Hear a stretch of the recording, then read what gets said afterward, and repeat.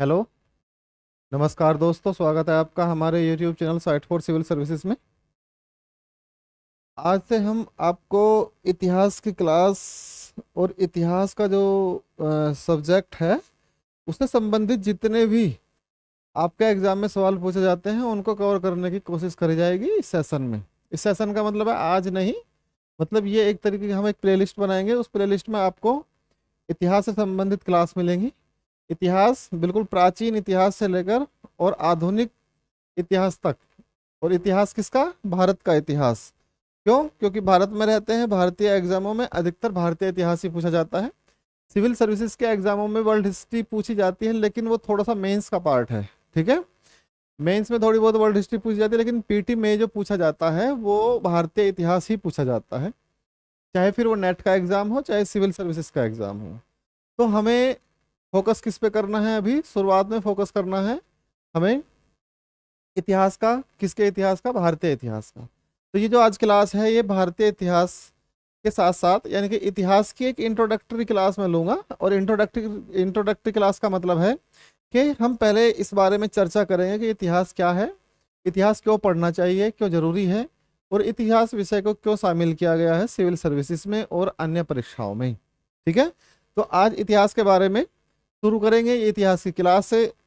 तो इसमें एक नया एस्पेक्ट जोड़ा है हमने कि जो हम इतिहास हम पढ़ेंगे उसको हम क्वेश्चन आंसर के फॉर्म में पढ़ेंगे। हम क्वेश्चन करते चलेंगे टॉपिक वाइज, और छोटे छोटे टॉपिक लेके आया करेंगे, और उन छोटे छोटे टॉपिकों को क्वेश्चन के माध्यम से ऑब्जेक्टिव टाइप यानी कि एमसीक्यू के माध्यम से उन्हें विस्तार से समझा करेंगे। ठीक है, तो लेकिन जो इतिहास की एक सिस्टमेटिक क्लास होगी सब्जेक्ट के रूप में उसे हम अलग से चलाएंगे, लेकिन इस क्लास को भी हम साथ साथ लेके चलते हैं, क्योंकि इससे कंसेप्ट के साथ साथ आपके फैक्ट क्लियर होते चलेंगे और आपको अलग से फिर एमसीक्यूज लगाने की जरूरत नहीं पड़ेगी। आप इस क्लास को देखते रहेंगे और इसमें जितना भी डिस्क्रिप्टिव और जितना भी एनालिटिकल चीज़ें हमसे हो सकेंगी उसको हम कराएंगे। ठीक, तो इतिहास का ये पहला सेशन है, तो इसको देखते हैं।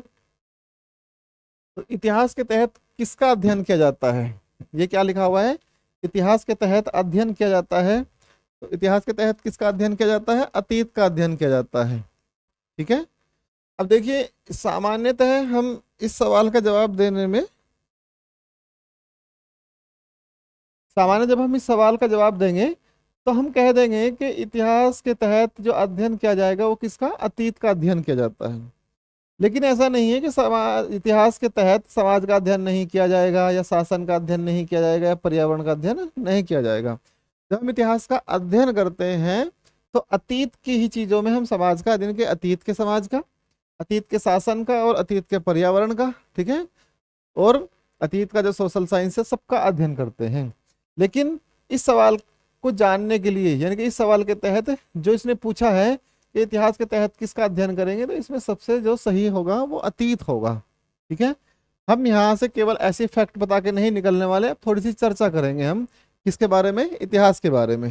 तो देखिए इसको कैसे समझेंगे। हम सबसे पहले देखेंगे कि इतिहास क्या है। हम सबसे पहले देखेंगे कि इतिहास है क्या। तो ऐसे क्वेश्चन मार्क लगा दूं अगर मैं, तो सेंटेंस लिखने की जरूरत नहीं है। समझ जाइए इतिहास क्या है। हम ये जानना चाहते हैं कि इतिहास हम क्यों पढ़ते हैं और इतिहास क्या है। तो देखिए इतिहास क्या लिखा हुआ है? अतीत। इतिहास अतीत और वर्तमान। इतिहास अतीत और वर्तमान के बीच एक संवाद है। इतिहास वर्तमान और अतीत के बीच एक संवाद है। अब हम कहें कि संवाद कैसे है, क्योंकि इतिहास को समझने के लिए, या हाँ सॉरी, वर्तमान को समझने के लिए या भविष्य की रूपरेखा तय करने के लिए, इतिहास को समझने के लिए और भविष्य की रूपरेखा तय करने के लिए, इतिहास नहीं सॉरी मैं बार बार बोल जाता हूँ, वर्तमान को समझने के लिए, वर्तमान को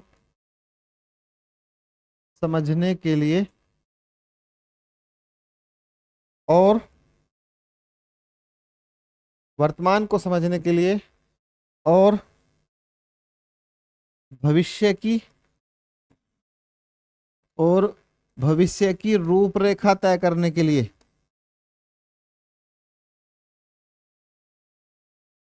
भविष्य की रूपरेखा तय करने के लिए इतिहास का अध्ययन जरूरी होता है। ठीक है, कैसे जरूरी होता है, पहले हम इसको समझेंगे कि संवाद कैसे है। देखिए, हमेशा इतिहास क्या होता है, इतिहास अतीत में लिए गए डिसीजन, अतीत में लिए गए निर्णयों पर आधारित होता है। ठीक है, लिए गए निर्णयों पर आधारित होता है। अब वे निर्णय कैसे होते हैं, वे तथ्यात्मक हों। ठीक है, लेकिन ये वो निर्णय की बात नहीं कर रहा मैं उन निर्णय की बात नहीं कर रहा कि जो घटनाएं घटी हैं अतीत में उनसे संबंधित जो व्यक्तित्व हुए हैं उनके निर्णय की बात नहीं है। जो इतिहास को डिफाइन करते हैं वे लोग कैसे होने, वे उनका उनके द्वारा जो निर्णय लिया गया है। ठीक है, और यही निर्णय, ये निर्णय कैसा होना चाहिए, तथ्यात्मक। ये कैसा होना चाहिए, तथ्यात्मक होना चाहिए। और कैसा होना चाहिए, तार्किक। और साथ ही कैसा होना चाहिए, तार्किक होना चाहिए। तो तथ्यात्मक और तार्किक, और साथ ही साथ अगर हम उसे प्रमाणित भी कर दें तो और भी अच्छी बात है। तो अगर इस तरीके से इस चीज को, इन तीनों चीजों को सिस्टम में लिख दें हम, इन तीनों चीजों को अगर हम सिस्टमैटिक बना दें, कैसा बना दें, सिस्टमैटिक,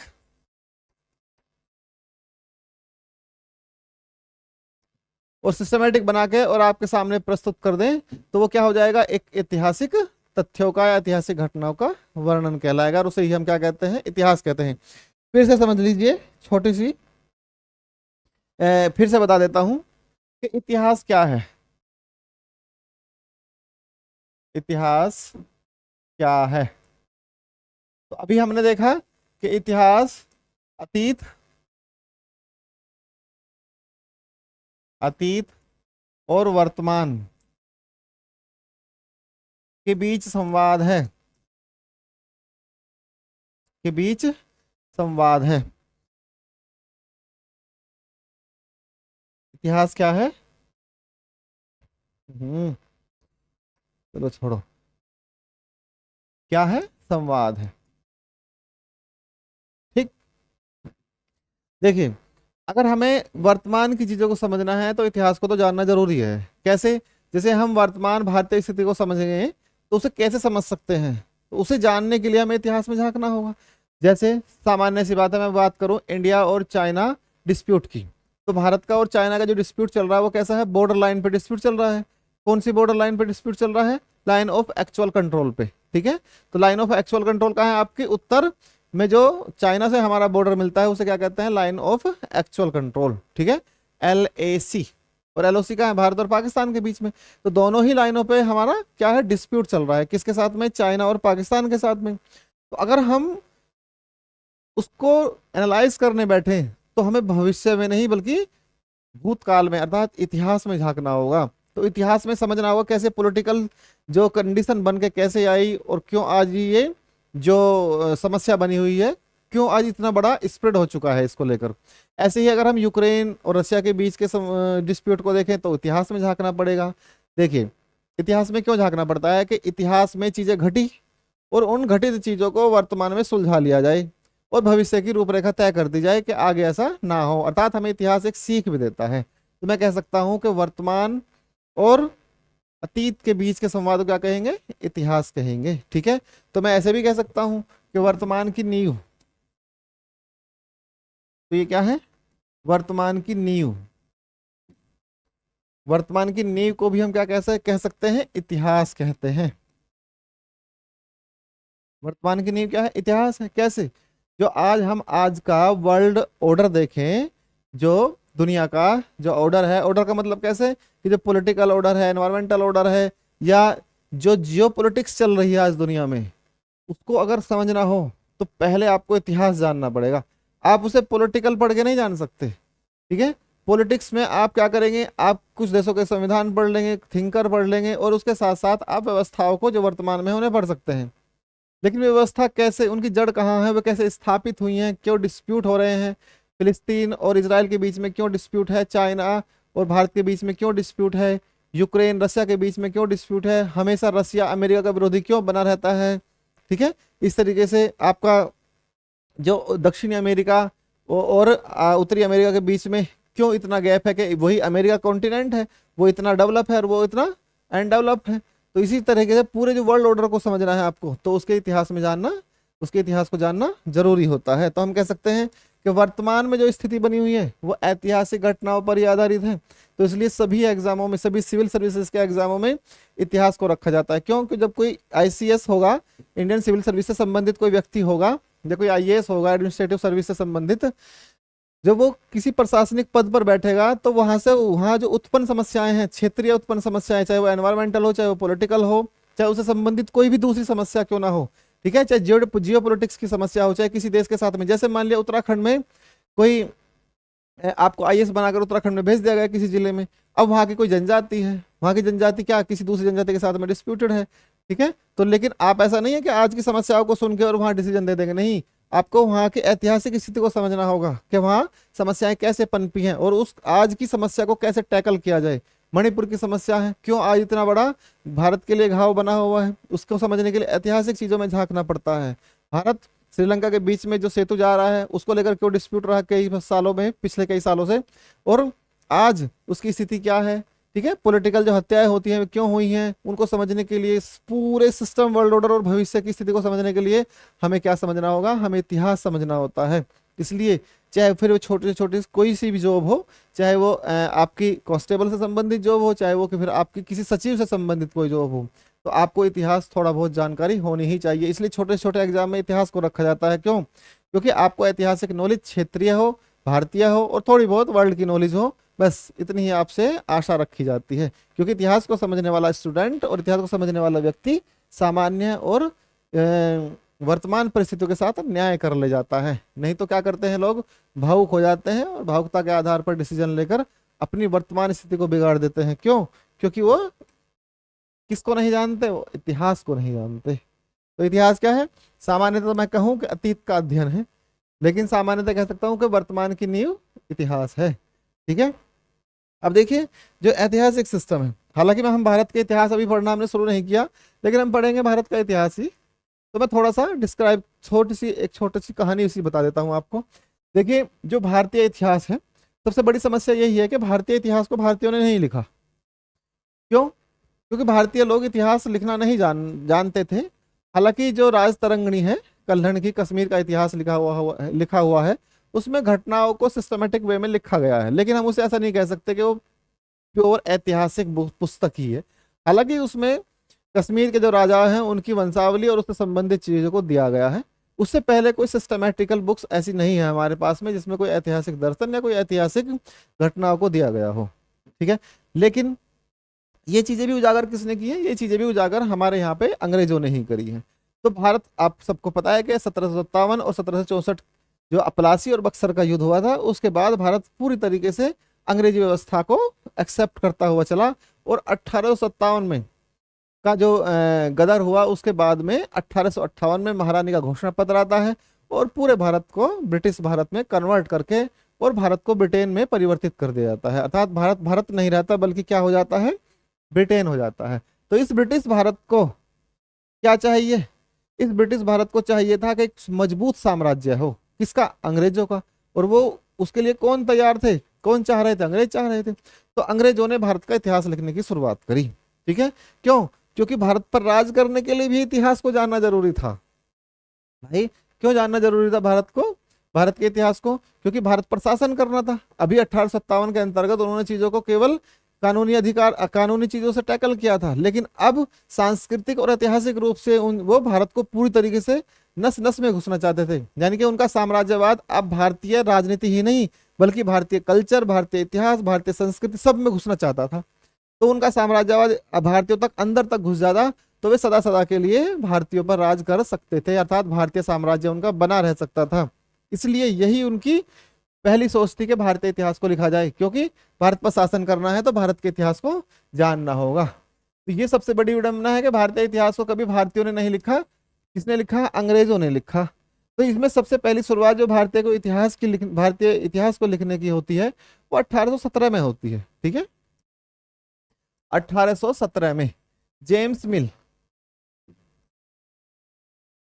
1817 में जेम्स मिल और यही और 1920 के आसपास में जो आपके ऑर्थर ऑर्थर विंस ऑर्थर हैं, उनका नाम मुझे पूरा याद नहीं आ रहा, तो उन्होंने एक भी पुस्तक लिखी अर्ली इंडिया के बारे में। लेकिन ये ब्रिटिश साम्राज्यवाद का एक क्या है, समर्थक है। तो इसने भारतीयों के इतिहास को कैसे बांटा, इसने भारतीय इतिहास को जेम्स मिल ने कैसे बांटा? हाँ, वो विंसेंट आर्थर की बुक है, ठीक है ना, आर्थर विंसेंट भी कह सकते हैं। तो भारतीय इतिहास को इन्होंने कैसे बांटा, इसने जेम्स मिल ने भारतीय इतिहास को कैसे बांटा? हिंदू काल, मुस्लिम काल, हिंदू काल, मुस्लिम काल, और तीसरे नंबर पे उसने क्या रखा? आधुनिक काल। आप समझ लिया, आप इस बात को समझिए, आप इस बात को कि उसने आधुनिक काल कौन सा काल रखा? बिल्कुल सेम जो आज डिवाइडेशन ऑफ पीरियड है इतिहास का, सेम वही है। जो प्राचीन भारत, जिसे हम आज प्राचीन भारत कहते हैं, उसने उसे हिंदू काल कहा। जो मुस्लिम काल उसने किसको कहा? जो इसे हम मेडिवल हिस्ट्री कहते हैं, मध्यकालीन भारत, उसने उसको क्या कहा? मुस्लिम काल कहा। आधुनिक काल उसने किसको कहा? जो अजीब मॉडर्न हिस्ट्री है उसको इसने आधुनिक काल कहा। तो उसने आधुनिक काल क्यों कहा? क्योंकि वो अंग्रेजों का काल है। वो किसका काल है? अंग्रेजों का, क्योंकि इस समय में अंग्रेजों ने शासन किया। तो वो कहना चाहता है कि हमने भारतीयों को कैसा बनाया है? सभ्य बनाया है। तो उसने अपने काल यानी कि साम्राज्यवादी काल को कैसा काल रखा? उसने आधुनिक काल रखा, ठीक है। और इन पिछले दो कालों को इसने किसमें बांट दिया? हिंदू काल और भारत काल में। वो क्या चाहता था? वो सांप्रदायिकता चाहता था। ब्रिटिश साम्राज्य क्या चाहता था? सांप्रदायिकता। तो सांप्रदायिकता उत्पन्न होती भारतीय लोगों में, भाई हिंदू अलग हो जाते, मुस्लिम अलग हो जाते, ठीक है। और जब ये दोनों अलग हो जाते तो फिर क्या होता? संगठन की शक्ति कमजोर हो जाती। जो संगठन की शक्ति है भारतीयों की, वो कमजोर होनी थी।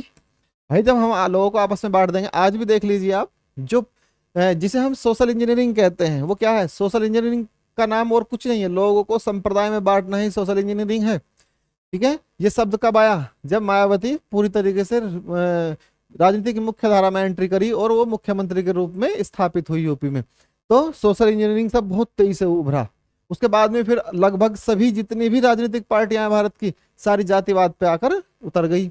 लोगों को नस्ल में बांटना शुरू कर दिया, जाति में बांटना शुरू कर दिया, क्षेत्र में बांटना शुरू कर दिया, धर्म में बांटना शुरू कर दिया, यहाँ तक कि लोगों को नस्ल के रूप में भी बांटना शुरू कर दिया, ठीक है। और इतनी सांप्रदायिकता उभरी कि लोग इतना बट गए कि आज संगठन की शक्ति पूरी तरीके से कमजोर है। आज भारतीय राष्ट्र संगठन की शक्ति को लेकर बहुत कमजोर दिखाई देता है। इससे मजबूत राष्ट्र के रूप में भारत 1947 से पहले था। क्यों? क्योंकि पूरा भारत एक स्वतंत्रता के धागे में लिपटा हुआ और अंग्रेजों के खिलाफ और उनके विरुद्ध खड़ा था। वहां भारतीयता दिखाई देती थी, भारतीय राष्ट्रवाद दिखाई देता था। लेकिन आज भारतीय राष्ट्रवाद कहीं नहीं दिखाई देता। क्या ही दिखाई देता है? मुस्लिम राष्ट्रवाद, हिंदू राष्ट्रवाद, फलाना जाति राष्ट्रवाद, दूसरी जाति, ये छोटे छोटे क्षेत्रों में बट गए हैं। और इन्हीं को बांट के ही क्या किया जाता है? शासन किया जाता है। तो अंग्रेज भी यही चाहते थे कि भारतीयों की संगठन की शक्ति को कमजोर किया जाए। और सबसे पहले उन्होंने इतिहास लिखने की शुरुआत करी, और जेम्स मिल ने इसकी शुरुआत कर दी। कब? हिंदू काल, मुस्लिम काल और आधुनिक काल में बांटकर, ठीक है। ब्रिटिश काल भी कह सकते हैं आप इसे। तो उसका मेन उद्देश्य क्या था? भारतीयों के अंदर सांप्रदायिकता फैलाना और अंग्रेजी साम्राज्यवाद को मजबूत करना, ठीक है। लेकिन भारतीय इतिहास इस तरीके से नहीं लिखा गया। आने वाले समय में जब राष्ट्रवादी इतिहासकार आए, उस समय जब स्वतंत्रता आंदोलन चल रहे हैं और भारत आजाद हो चुका है, तो उन राष्ट्रवादी इतिहासकारों ने भारत को जो डिवाइडेशन है भारत का, उसको हिंदू काल से क्या किया? एंशिएंट हिस्ट्री यानी कि प्राचीन भारत, और फिर मध्यकालीन भारत, और फिर आधुनिक भारत में इसको बांटा, ठीक है। तो अंग्रेजों ने इतिहास लिखने का मतलब उन्हें हमसे कोई सहानुभूति नहीं है। उन्हें क्या है? वो केवल अपने साम्राज्यवादी हितों को पूरा कर रहा है, ठीक है। तो इतिहास को सामान्यतः हम क्या कहते हैं? अतीत का अध्ययन इतिहास कहलाता है। अब मैं समझता हूँ आपकी सामान्यतः इतिहास क्यों जरूरी है और क्यों पढ़ा जाता है और इतिहास क्या है, इतना आप समझ गए होंगे, ठीक है। अब जब हम इससे पहले जाते हैं, भारतीय इतिहास की तो बात हो गई शुरुआत की। जब हम इससे पहले जाते हैं, क्योंकि इतिहास की एक इंट्रोडक्टरी क्लास है, जब हम इससे पहले जाते हैं तो हम देखते हैं कि इतिहास कौन लिखता है। तो इतिहास की दुनिया में सबसे पहले इतिहास लिखने की शुरुआत होती है रोमन में। कहाँ होती है? रोमन साम्राज्य में। ठीक है, तो प्राचीन रोमन कह लीजिए, यूनानी, प्राचीन यूनानी इतिहासकार कौन था, प्रथम प्राचीन यूनानी इतिहासकार, तो इसमें हेरोडोटस है। इस हेरोडोटस को इतिहास का पिता कहते हैं। अब ये हेरोडोटस कौन है, देखिए लगभग पांचवी शताब्दी ईसा पूर्व में, यानी कि 425 के लगभग इनकी मृत्यु हो गई थी। ठीक है, तो एक यूनानी शहर है, कौन सा है, हेलिकार्नासस, और ये फारसी साम्राज्य के अंतर्गत आता था। उसके रहने वाले कौन थे, हेरोडोटस थे। तो वो प्रथम इतिहासकार हैं। ग्रीक और फारसी युद्धों का उन्होंने वर्णन किया है एक सिस्टमेटिक वे में। ग्रीक और फारसी युद्धों का उन्होंने क्या किया है, विस्तृत वर्णन किया है। ठीक है, अब इतिहास के पिता क्यों कहते हैं, क्योंकि इनके द्वारा जो इतिहास लिखा गया है वो तथ्यात्मक है। मैंने अभी क्या बताया, जिससे पहले क्या बताया था कि इतिहास तथ्यात्मक और तार्किक होना चाहिए। तथ्यात्मक और कैसा होना चाहिए, तार्किक होना चाहिए। तो इसी के आधार पर जब हम देखते हैं तो दुनिया में सबसे पहले इतिहास की शुरुआत किसको मानते हैं, हेरोडोटस को। ठीक है, हेरोडोटस को कोई कोई कहता है ये हरिदत्त था। ठीक है, लोग कहीं ना कहीं का लिंक जोड़कर कुछ ना कुछ भी बकते हैं, तो उस पे नहीं जाना है आपको, ऐसा कहीं इंटरनेट पे मिल जाएगा 10 जगह लिखा हुआ। ठीक है, तो ये क्या है, इसने ग्रीक युद्धों को लेकर और बहुत बड़े स्तर पर इतिहास यानी कि एक बुक लिखी जिसका नाम था हिस्टोरिका, या द हिस्ट्री भी कह सकते हैं उसे, या इतिहास। ठीक है, और ये क्या है, युद्धों का एक उसने विस्तृत वर्णन दिया है, क्योंकि ग्रीकों के और फारसियों के बीच में जो युद्ध होते थे उनको सामान्य ढंग से इसने लिखा, तो इसलिए इसी को कहते हैं क्या, इसे हम मानते हैं इतिहास का पहला इतिहासकार।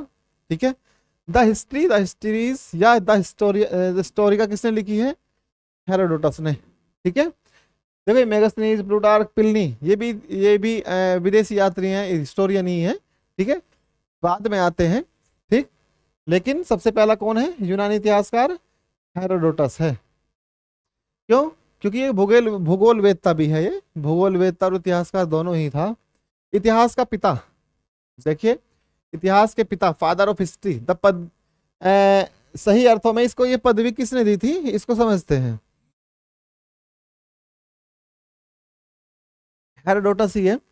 तो इन्हें इतिहास का पिता कह के रूप में वर्णित किया किसने, ये उपाधि किसने दी, सिसरो ने इन्हें यह उपाधि दी थी। ये लगभग 106 ईस्वी पूर्व में सिसरो जीवित था, या सॉरी मतलब 106 शताब्दी ईसा पूर्व के, या 106 वर्षों ईसा पूर्व जुबान फिसल रही है। ठीक है, ऐसे समझिए कि 106 बीसी में ये व्यक्ति था, और के आसपास इन्होंने इनको क्या कहा, हिस्ट्री का पिता या फादर ऑफ हिस्ट्री। ठीक है, अब देखिए तिथि के साक्षात प्रयुक्त होने वाला बीसी किसका संक्षिप्तर है। ठीक है, इसको समझते हैं। ये संक्षिप्त, इसका मतलब है शॉर्ट फॉर्म किसकी है ये, तो देखिए क्या लिखा हुआ है, before Christ, British Columbia, British council और बुकिंग क्लर्क। तो सबको पता है, ये कोई बहुत टेक्निकल सवाल नहीं है, छोटी से छोटी बुक्स में आपको मिल जाएगा। लेकिन मैंने इसको क्यों रखा है, मैं इसका थोड़ा सा आपको समझा देना चाहता हूँ कि बच्चे यहाँ कंफ्यूज हो जाते हैं बिफोर क्राइस्ट में। तो देखिए मैं एक लाइन खींचता हूँ इतिहास के लिए, ये लाइन खींचता हूँ और इसको मैं समय मानक मान लेता हूँ, समय मानक, और इस समय इसको मैं 0 मान लेता हूँ। क्या मान लेता हूँ मैं, इसको 0 मान लेता हूँ। अब मैं मानता हूँ इस समय ईसा मसीह का जन्म हुआ था, जीसस का क्या हुआ था, इस समय जीसस का जन्म हुआ था। तो इस समय ईसा मसीह का जन्म से जब पहली बातें होती हैं उन्हें कहते हैं BCE। अब इसकी फुल फॉर्म देखिए, बिफोर, ये बिफोर क्राइस्ट तो आपने देख लिया, बिफोर, अब ये जो सी है इसे कहीं कहीं ये आपको कॉमन लिखा मिलेगा।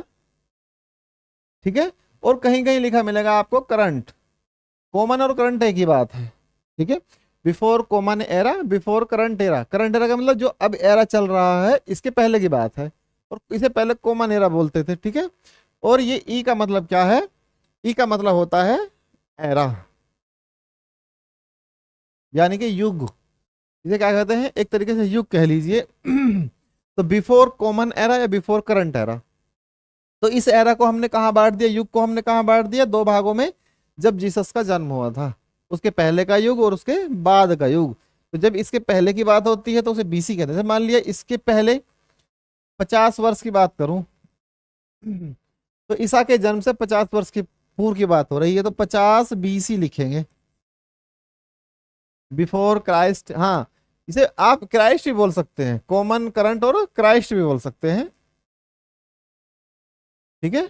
तो बिफोर 50 BCE यानी कि 50 बिफोर, पहले क्रस्ट, सॉरी कॉमन या करंट या क्राइस्ट एरा, ठीक है। अब इस अगर ईसा मसीह के जन्म के बाद की बात करूं, ठीक है, तो इसको मैं क्या कहूंगा, अगर मान लिया 50 की बात करूं तो 50 BC हो गया। तो 50 BC का मतलब क्या है, सॉरी सीई, बीसी नहीं सीई, सीई कॉमन एरा, तो 50 कॉमन एरा हो गया, ठीक। इसे एडी भी कहते हैं, एडी, ठीक है। तो एडी और बीसी एक ही बात है, ठीक है, इसमें ज्यादा पछड़े में इसमें नहीं पढ़ना है, ठीक। तो इतना समझ लीजिए कि ईसा मसीह के पहले के समय को क्या बोलते हैं, बीसीई बोलते हैं, और जो ईसा मसीह के समय के बाद का समय है उसे सीई बोलते हैं, ठीक है। अब जैसे कहीं लिखा रहता है 150 ईसा पूर्व, तो ईसा पूर्व इसे आप ऐसे भी समझ सकते हैं, जब हिंदी में सीधा सीधा लिखा रहता है ईसा पूर्व, तो हिंदी के बच्चों को समझने में ज़्यादा समस्या नहीं होती, हालांकि जो इंग्लिश के हैं उन्हें भी नहीं होगी, क्योंकि वो बिफोर क्राइस्ट ही लिखा रहता है, एक ही बात है, ठीक है। तो बस हिंदी वाले बिफोर क्राइस्ट में घूम जाते हैं, लेकिन उन्हें हिंदी का ये पढ़ना चाहिए, ईसा पूर्व। ईसा पूर्व का मतलब है ईसा के जन्म के पूर्व, ठीक है। अब इतना हो गया, आगे देखिए। अब मैं बात करूं, इसका मैंने एग्जाम्पल रखा है एक, जिससे आपकी समझ में और अच्छे से आ जाएगा। वर्ष 50 ईसा पूर्व, वर्ष 50 ईसा पूर्व, बिफोर क्राइस्ट ईरा। तो इसको देखे कैसे देखते हैं, 150 ईसा पूर्व के पहले आता है, तो 50 ईसा पूर्व क्या 150 ईसा पूर्व के पहले आएगा, देखिए इसको मैं यहाँ बांट लेता हूँ, ये जीसस का समय हो गया 0, जे लिख लिया मैंने, ठीक है। 150, मैं यहां से चलता हूं 150 वर्ष पहले,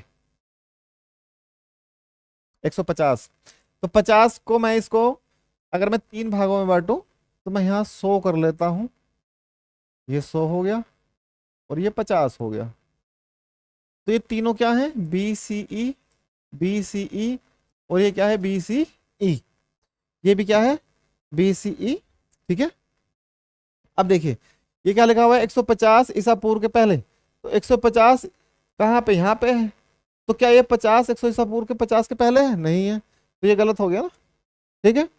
अब 150 ईसा पूर्व के बाद, तो 150 ईसा पूर्व के बाद तो ये आएगा ना, भाई समय तो ऐसे चल रहा है, समय इस तरफ चल रहा है ना, ऐसे तो समय नहीं चल रहा, पीछे की तरफ तो नहीं भाग रहे, आगे की तरफ चल रहे हैं, तो समय ऐसे चलता है, ऐसे, तो ये जब यहाँ आके ऐसे चलेगा, तो मान लेता हूं मैं इसको 50 BC, सॉरी सीई, और फिर ये 100 CE, और फिर ये 150 CE। तो अब देखिए, तो ये 50 जो है किसके बाद आया, 150 के बाद, क्योंकि 150 पहले। अब अगर मैं कहूं, वैसे सामान्यतः मैथ में तो 150 भी 50 के बाद ही आएगा, लेकिन समय टाइम लाइन में ऐसा नहीं होता, तो ये सही है, ठीक है। जिस वर्ष 150 ईसा पूर्व आता है तो ये भी गलत है, क्योंकि इस वर्ष तो नहीं आएगा। जिस दशक में 150 ईसा पूर्व आता है, दोनों एक ही बात है, तो ये गलत हो जाता है। तो इसका आंसर क्या हो गया, आंसर इज बी, ठीक है। इतना समझ आ गया होगा आपको, मैंने एग्जाम्पल देके समझाया। अब देखिए अगला सवाल है, जैसे मैं बात करूं कि वर्ष 1050 ईस्वी किस शताब्दी में आता है, वर्ष 1050 ईस्वी जो है किस शताब्दी में आता है। अब इसको भी समझ लीजिए, शताब्दियों को लेकर बच्चों में कंफ्यूजन रहता है, जैसे मैंने कहा 10वीं शताब्दी, जैसे मैंने कहा 9वीं शताब्दी, ठीक है। तो ये डेट है, ऐसा आपको लिखा मिलेगा कि 9वीं शताब्दी में फला घटना घटी, 8वीं शताब्दी में ये हुआ था, 6ठी शताब्दी में ये हुआ था, 6ठी शताब्दी से पूर्व ये हुआ था, ठीक है। 19वीं शताब्दी, 20वीं शताब्दी, 21वीं शताब्दी। जैसे अब क्या चल रहा है, वर्ष चल रहा है 2024, लेकिन शताब्दी कौन सी है, ये 21वीं। यहाँ कन्फ्यूजन हो जाता है बच्चों को, यार 2024 चल रहा है, 21वीं शताब्दी कैसे है, 2100 तो नहीं चल रहा है, कैसे होता है। देखिए जब हम 9वीं शताब्दी कहते हैं, तो देखिए 800 899, चलो उसको वहीं समझाता हूँ। 899 यानी कि 899 कोई वर्ष मान लिया, ठीक है। तो 800 तो पूरे हो चुके हैं और 99 वर्ष और गुजर चुके हैं। तो ये 9वीं शताब्दी चल रही है। और 10वीं कब चलेगी? जैसे ही ये 900 हो जाएगा, उसके बाद से 901 आएगा। तो 1 का मतलब है 10वीं शताब्दी का 1 वर्ष पूरा हो चुका है। तो हम इसे 10वीं शताब्दी ही कहेंगे। कब से कब तक? 901 से लेकर 999 तक, ठीक है। और फिर जैसे ही 1000 आएगा तो ये शताब्दी पूरी हो जाएगी। और 1000 के बाद जब 1001 आएगा तो इसका मतलब क्या चल गया? 11वीं शताब्दी चल गई। तो ये क्या पूछ रहा है? 1015 में 11वीं शताब्दी है। कोई रॉकेट साइंस नहीं है, आसानी से समझाइए। आप जाके इसको दोबारा से फिर से देख सकते हैं, ठीक है। अर्थात जो समय गुजर चुका है उसको हम जो पहली डिजिट होती है उसमें रखते हैं। तो 899 का मतलब क्या है? 899 का मतलब है कि 800 वर्ष गुजर चुके हैं, यानी कि आठवीं शताब्दी गुजर चुकी है। और अच्छे समझिए, चलो जैसे 2024 की बात करता हूँ। अभी क्या चल रहा है? 2024। इसको डिवाइड करिए, ये क्या है? 20। तो ये गुजर चुका है। और 21वीं के 24 वर्ष गुजर चुके हैं। अर्थात कौन सी शताब्दी चल रही है वर्तमान में? 21वीं शताब्दी। तो अगर मैंने कहा 1015 तो 10 गुजर चुके हैं, 11वीं के 15 वर्ष निकल चुके हैं। तो ये कौन सी शताब्दी हो गई? 11वीं शताब्दी। 11वीं शताब्दी ईसवी हो गई, ये गलत है, ठीक है। तो कौन सा होगा? 11वीं शताब्दी ईसवी। तो आंसर डी इज करेक्ट, ठीक है। तो इसमें ऊपर नीचे हो गया, इसको कोई दिक्कत नहीं है। आप सामान्य कंसेप्ट समझ गए, इससे बड़ी बात कुछ नहीं होती, ठीक है। आगे देखिए, पुरातत्व में स्तर विन्यास पद्धति क्या है, इसको भी समझते चलिए। मैंने आपको ये शब्द में क्यों ढूंढ के लाया हूँ कि इतिहास पढ़ेंगे तो इन वर्ड्स को हम यूज करेंगे, तो फिर आपको ये समस्या नहीं होनी चाहिए कि ये क्या है, इसका मतलब क्या होता है, ठीक है। अब देखिए, स्टेटिग्राफी कहते हैं। अब ये स्टेटिग्राफी जो शब्द है ये आया है आपका ज्योग्राफी से, लेकिन हमें इसमें पढ़ना ही नहीं है क्योंकि हम हिस्ट्री पढ़ने वाले बच्चे हैं। तो स्तर विन्यास पद्धति किसे कहते हैं, स्ट्रेटिग्राफी किसे कहा जाता है, हमें इसे हिस्ट्री के पर्पस के संबंध से समझना है। ज्योग्राफी भी पढ़ेंगे, ऐसी बात नहीं है, ठीक है। तो किसी संस्कृति के विस्तार की सीमा, पहले इसको आंसर हो कर लेते हैं। किसी संस्कृति के विस्तार की सीमा भौतिक अवशेषों के क्रम निक्षेप, बस्ती निवासियों के शारीरिक लक्षण और दुधारू पशुओं की सांख्यिकी संपत्ति। ये गलत है, इसमें सही है भौतिकी अवशेषों के क्रमिक निक्षेप, ठीक है। देखिए, स्तर विन्यास क्या लिखा हुआ है? स्तर। स्तर का मतलब क्या होते हैं? परत, ठीक है। लेवल भी कह सकते हैं आप, ठीक। अब देखिए, जैसे कोई स्थान है, जैसे ये कोई स्थान है, जब मैं कह दूं ये कोई टीला है, ये क्या है? कोई टीला है।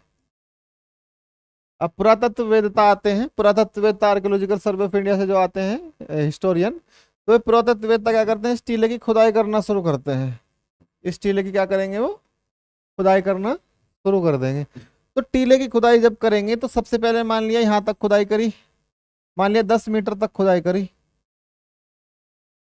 ठीक है। 10 मीटर तक खुदाई करी या 5 मीटर तक खुदाई करी, जितनी भी करते हैं, इस खुदाई का ये एक स्तर है। अब मान लिया इसमें कोई अवशेष मिल गया,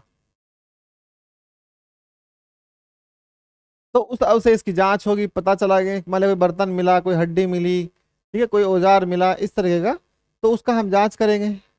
तो ये समय, इससे समय निर्धारण भी हो जाता है। तो ये बताना चाह रहा है कि ये स्तर विन्यास जो है, ये पहला स्तर, ये हो गया पहला, फर्स्ट। अब दूसरा, मान लिया आपने यहां तक खुदाई कर दी, अब यहां फिर कोई अवशेष मिल गया, फिर खुदाई करिए और नीचे, तो यहाँ तीसरा अवशेष मिल गया। तो आप देखना, जैसे जैसे नीचे अवशेष मिलते चले जाएंगे, इसका मतलब जो सबसे नीचे मिलेगा वो सबसे पुराना होगा।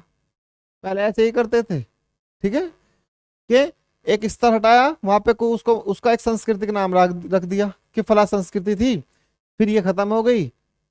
उसके बाद में फिर वहां पे एनवायरमेंट ने अपने आप को चेंज किया, फिर नई संस्कृति आ गई और फिर नई संस्कृति आ गई, क्योंकि समय के साथ साथ जीवाश्म खत्म हो जाते हैं।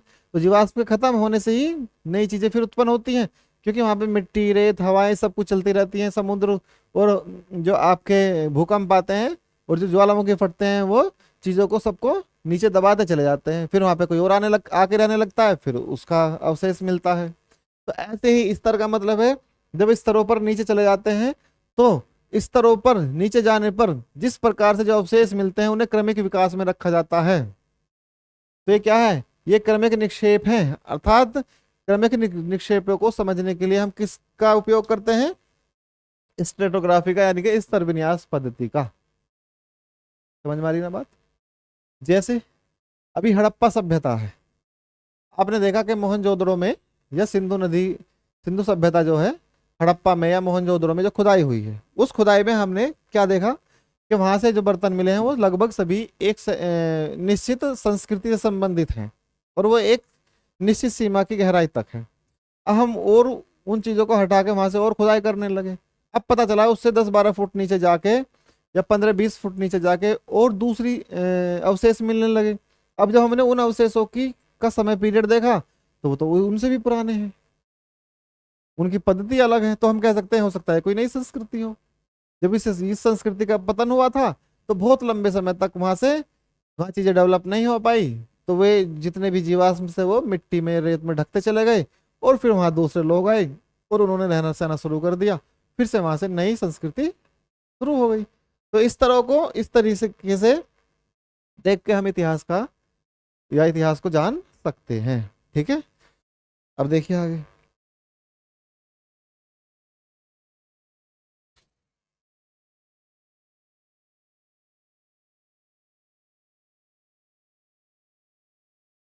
देखिए कार्बन डेटिंग या कार्बन 14 तिथि निर्धारण, इसे कहते हैं कार्बन डेटिंग। इसे क्या कहते हैं, कार्बन डेटिंग। ये C14 से चलता है। देखिए एनवायरमेंट में सबसे ज्यादा C12 पाया जाता है। ये क्या है, ये कार्बन के समस्थानिक हैं, आइसोटोप्स कहते हैं जिनको। तो C14 प्रत्येक जीव में पाया जाता है, प्रत्येक जीव में। अब वो जीव पौधा भी हो सकता है और वो जीव जो क्या एनिमल भी हो सकता है। ठीक है, जंतु भी हो सकता है और वो पौधा भी हो सकता है। तो जितने भी दुनिया में जीव हैं वे एनवायरमेंट से कनेक्ट रहते हैं। ये किससे कनेक्ट रहते हैं, एनवायरमेंट से। दोनों ही कनेक्ट कैसे रहते हैं, जैसे हम सांस लेते हैं तो कार्बन डाइऑक्साइड अंदर लेते हैं। हमारे जो मसल है, हमारे जो टिश्यू है, हमारी जो स्किन है, हमारी जो बॉडी है, इसके अंदर जितने भी पार्ट्स हैं वो उसमें कार्बन पाया जाता है। कौन सा, C12 भी पाया जाता है और C14 भी पाया जाता है।